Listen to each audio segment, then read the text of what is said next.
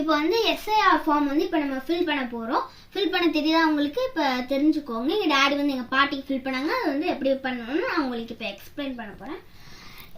இப்போ யாருக்கு ஃபில் பண்ணுறோமோ அவங்களோட ரீசன்ட் ஃபோட்டோ இங்கே ஒட்டிடணும். ஒட்டிட்டு அவங்களோட பிறந்த தேதி, அவங்களோட ஆதார் எண், அவங்களோட கைபேசி எண், அவங்களோட தந்தையின் பெயர், அவங்களோட தந்தை ஓட்டர் நம்பர், அதுக்கப்புறம் அவங்க தாயாரின் பேர், அவங்களோட ஓட்டர் நம்பர், அவங்களோட துணையாரின் பேர், அவங்களுக்கு ஓட்டர் நம்பர் இருந்தாலும் தான், இல்லைன்னா விட்டுலாம்.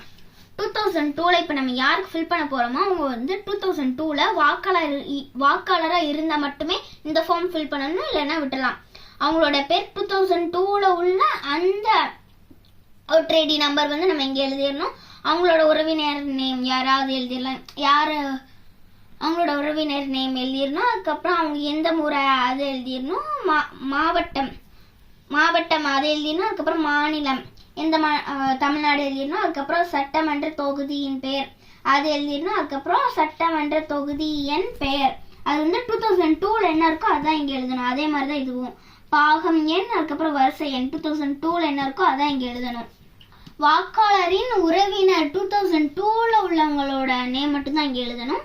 அவங்களோட நேம், அவங்களோட ஓட்டர் நம்பர் 2002 உள்ள ஓட்டர் நம்பர், அவங்களோட உறவினர் நேம், அவங்க என்ன முறை வேணுமோ அது, மாவட்டம் மாநிலம் அது எழுதிடணும். அதுக்கப்புறம் சட்டமன்ற தொகுதியின் பெயர் திருமங்கலம், அதுக்கப்புறம் சட்டமன்ற தொகுதியின் எண் பெயர் 2002 என்ன இருக்கோ அதுதான் இங்கே எழுதணும். அதுக்கப்புறம் பாகம் எண் 2002 என்ன இருக்கோ அதுதான் இங்கேயும் எழுதணும். வரிசைன்னு அதே மாதிரி 2002 என்ன இருக்கோ அதுதான் இங்கே எழுதணும். 1987க்கு மேலே பிறந்தவங்கலாம் இந்த ஃபார்ம் வந்து ஃபில் பண்ண தேவையில்லை. இந்த ஃபார்ம் மட்டும் விட்டுட்டு இந்த ரெண்டு கண்டிப்பாக ஃபில் பண்ணி ஆகணும்.